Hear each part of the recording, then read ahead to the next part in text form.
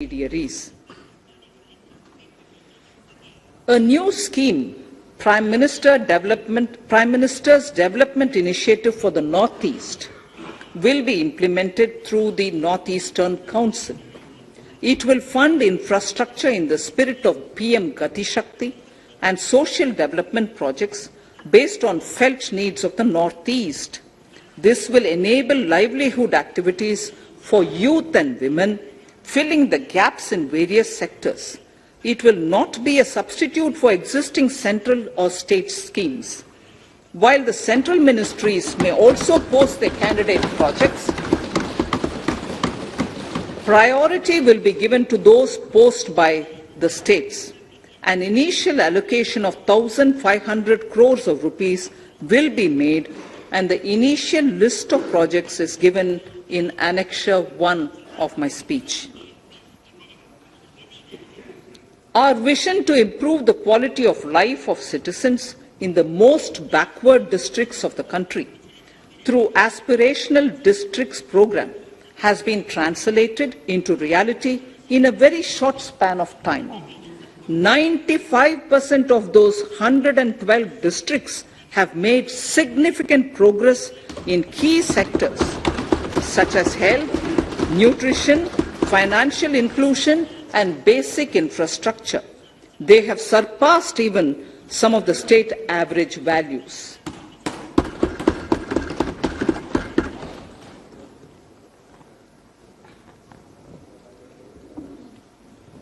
However, in those districts, some blocks continue to lag. In 22-23, the program will focus on such blocks in those districts.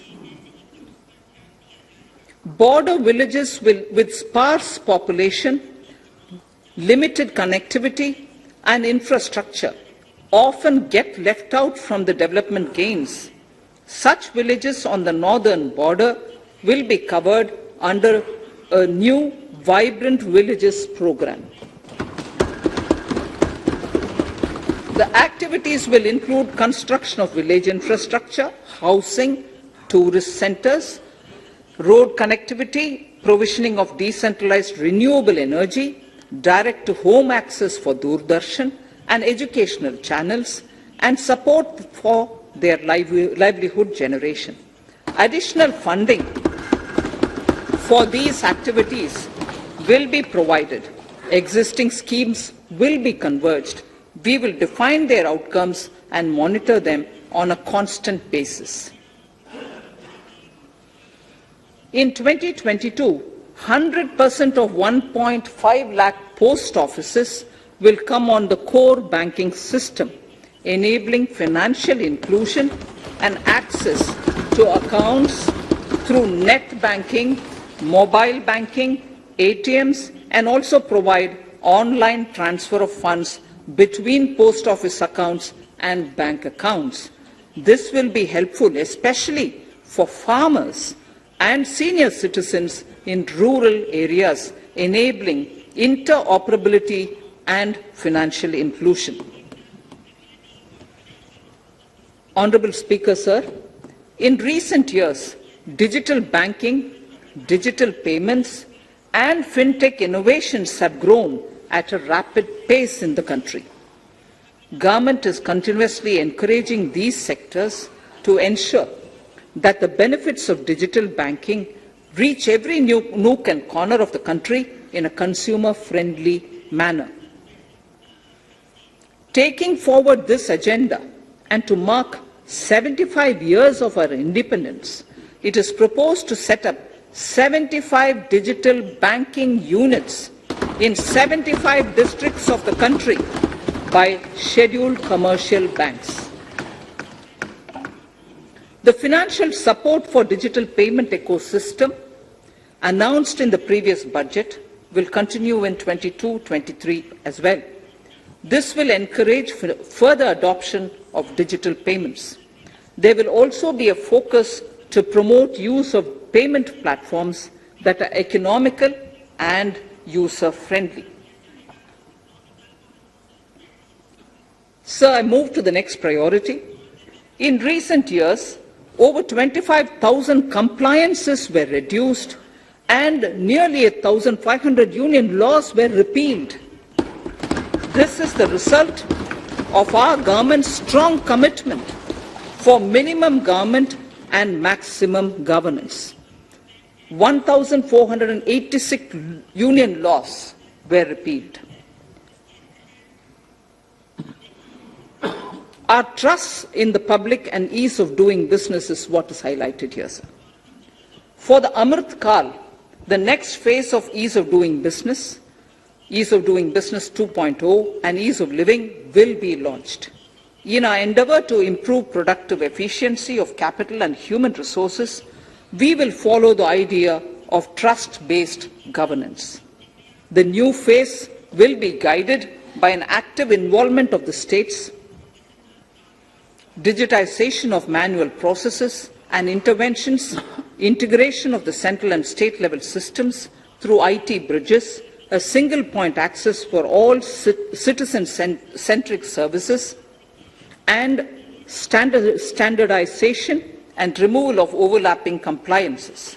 Crowdsourcing of suggestions and ground-level assessment of the impact with active involvement of citizens and businesses will be encouraged. A single window portal, Parivesh, for all green clearances was launched in 2018. It has been instrumental in reducing the time required for approvals significantly. The scope of this portal will be expanded to provide information to the applicants based on location of units. Information about specific approvals will be provided.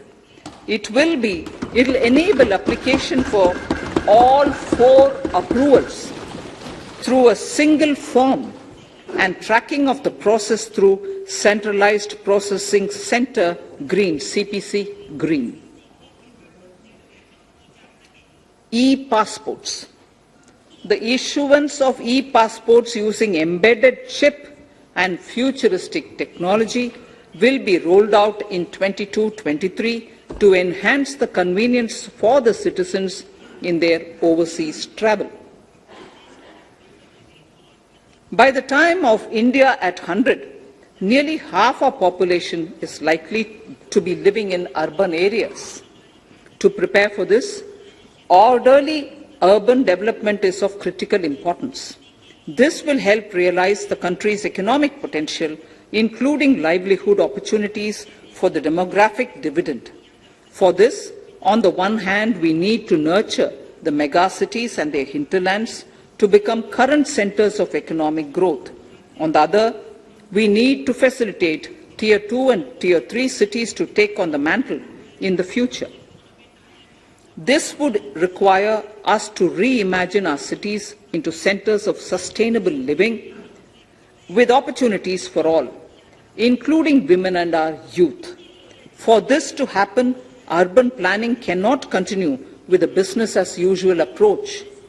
We plan to steer a paradigm change.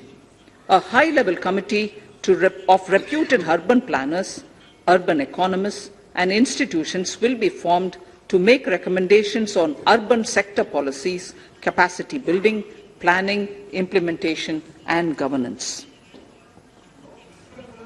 For urban capacity building, support will be provided to the states. Modernization of building bylaws, town planning schemes, transit-oriented development will be implemented. This will facilitate reforms for people to live and work closer to the mass transit systems. The central government's financial support for mass transit projects and Amrit scheme will be leveraged for formulation of action plans and their implementation for facilitating the TOD and TPS by the states. For developing India-specific knowledge in urban planning and design, and to deliver certified training in these areas, up to 5 existing academic institutions in different regions will be designated as centers of excellence. These centers will be provided endowment fund of 250 crore each. In addition, the AICTE will take the lead to improve syllabi, quality and access of urban planning courses in other institutions. We will promote a shift to use of public transport in urban areas. This will be complemented by clean tech and governance solutions, special mobility zones with zero fossil fuel policy and EV vehicles. Battery swapping policy. Considering the constraint of space in urban areas, for setting up charging stations at scale, a battery swapping policy will be brought out and interoperability standards will be formulated.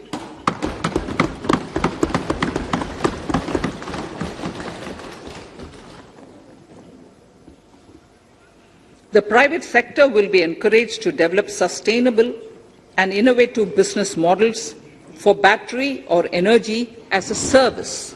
This will improve efficiency in the EV ecosystem. Efficient use of land resources is a strong imperative. States will be encouraged to adopt unique land parcel identification number to facilitate IT-based management of records. The facility for transliteration of land records across any of the Schedule 8 languages will also be rolled out. The adoption of linkage with National Generic Document Registration System, NGDRS, with the One Nation, One Registration software will be promoted as an option for uniform process of registration and anywhere registration of deeds and documents. Necessary amendments in the code IBC will be carried out to enhance the efficiency of the resolution process and facilitate cross-border insolvency resolution. Accelerated corporate exit. Several IT-based systems have been established for accelerated registration of new companies. Now the Center for Processing Accelerated Corporate Exit, CPACE, will process re-engineering, will be established to facilitate and speed up the voluntary winding up of these companies from the currently required 2 years to less than 6 months. Government procurement. Government rules have recently been modernized for the needs of Amritkal. The new rules have benefited from the inputs from various stakeholders. The modernized rules allow use of transparent quality criteria besides cost and evaluation of complex tenders. Provisions have been made for payment of 75% of running bills mandatorily within 10 days and for encouraging settlements of disputes through conciliation. As a further step to enhance transparency and to reduce delays in payments, a completely paperless, end-to-end online e-bill system will be launched for use by all central ministries for their procurements. The system will enable the suppliers and contractors to submit online their digitally signed bills and claims and track their status from anywhere. To reduce indirect cost for suppliers and work contractors, the use of surety bonds as a substitute for bank guarantee will be made acceptable in government procurements. Business such as gold imports may also find this useful. IRDAI, insurance regulator, has given the framework for issue of surety bonds by insurance companies. AVGC Promotion Task Force. The animation, visual effects, gaming and comic, the AVGC sector, offers immense potential to employ youth. An AVGC promotion task force with all stakeholders will be set up to recommend ways to realize this and build domestic capacity for serving our markets and the global demand. Telecom sector. Telecommunications in general and 5G technology in particular can enable growth and offer job opportunities. Required spectrum auctions will be conducted in 2022 to facilitate rollout of 5G's mobile services within 2022-23 by private telecom providers. A scheme for design-led manufacturing will be launched to build a strong ecosystem for 5G as part of the production-linked incentive scheme. To enable affordable broadband and mobile service proliferation in rural and remote areas, 5% of annual collections under the Universal Service Obligation Fund will be allocated. This will provide and this will promote R&D and commercialization of technologies and solutions. Our vision is that all villages and their residents should have the same access to e-services, communication facilities, and digital resources as urban areas and their residents. The contracts for laying optical fiber in all villages, including remote areas, will be awarded under the BharatNet project through PPP in 22 and 23. Completion is expected in 2025. Measures will be taken to enable better and more efficient use of the optical fiber. Export promotion.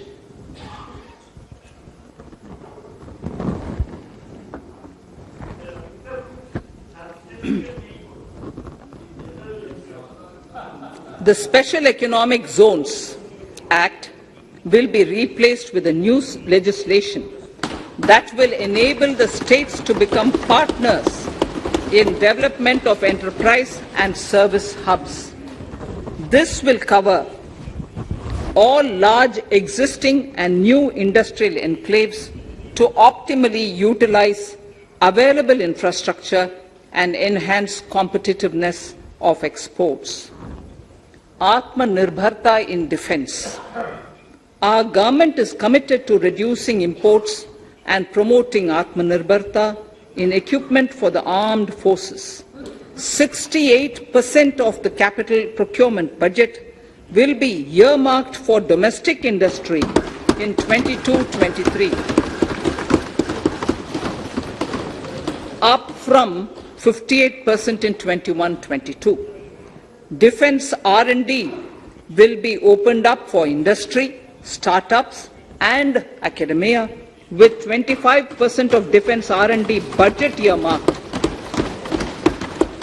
Private industry will be encouraged to take up design and development of military platforms and equipment in collaboration with DRDO and other organizations through SPV model.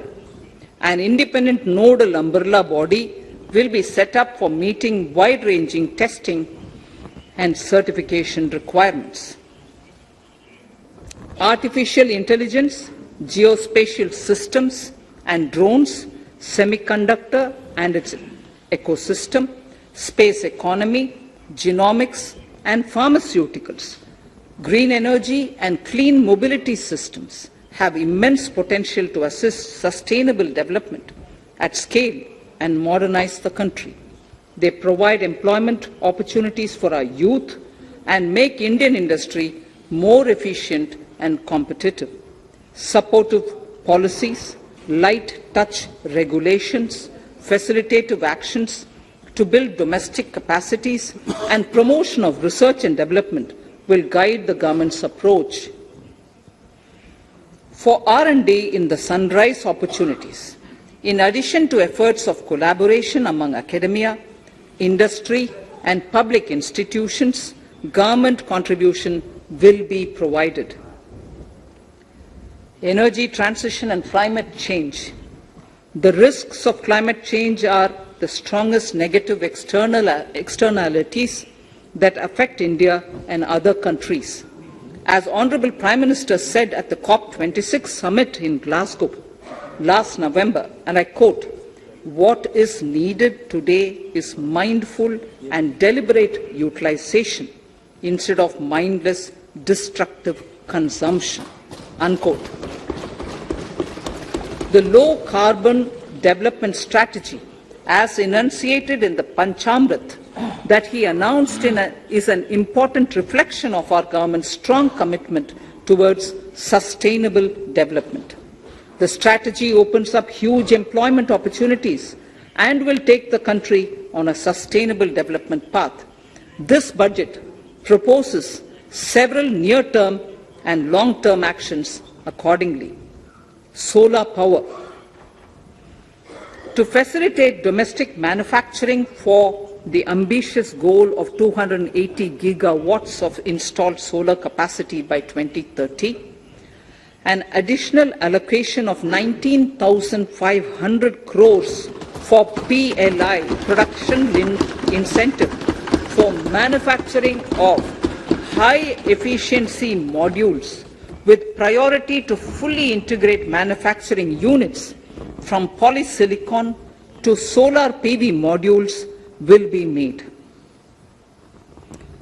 Honourable Speaker, sir, the circular economy transition is expected to help in productivity enhancement as well as creating large opportunities for new businesses and jobs.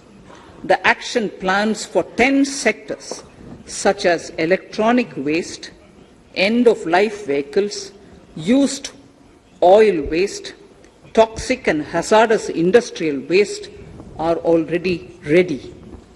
The focus will now be on addressing important cross-cutting issues of infrastructure, reverse logistics, technology upgradation, and integration with informal sector.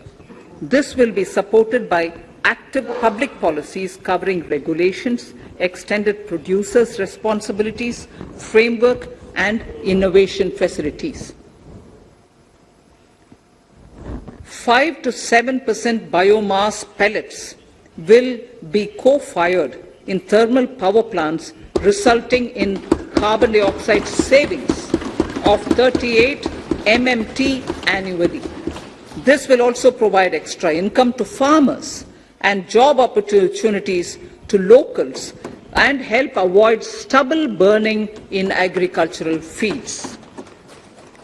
Saving energy is an important aspect of the energy management. Hence, energy efficiency and savings measures will be promoted. This will be done in large commercial buildings through the energy service company business model. It will facilitate capacity building and awareness for energy audits, performance contracts, and common measurement of and verification protocol. 4 pilot projects for coal gasification and conversion of coal into chemicals required for the industry will be set up to evolve technical and financial viability. The policies and required legislative changes to promote agroforestry and private forestry will be brought in. In addition, financial support will be provided to farmers belonging to scheduled castes and scheduled tribes who want to take up agroforestry. Honourable Speaker, I now move to the 4th priority, financing of investments. Capital investment holds the key to speedy and sustainable economic revival and consolidation through its multiplier effect. Capital investment also helps in creating employment opportunities, induced enhanced demand for manufactured input from large industries and MSMEs, services from professionals, and help farmers through better agri-infrastructure. The economy has shown strong resilience to come out of the effects of the pandemic with high growth. However, we need to sustain that level to make up for the setback of 2020-2021. As outlined in para 5 earlier, the virtuous cycle of investment requires public investment to crowd in private investment. At this stage, private investments seem to require that support to rise to their potential and to the needs of the economy. Public investment must continue to take the lead and prime the private investment and demand in 2022-23. Considering the above imperative, the outlay for capital expenditure in the Union budget is once again being stepped up sharply by 35.4% from 5.54 lakh crore in the current year to 7.50 lakh crores in 22-23. This has increased to more than 2.2 times the expenditure of 2019-20. This outlay in 22-23 will be 2.9% of the GDP. Effective capital expenditure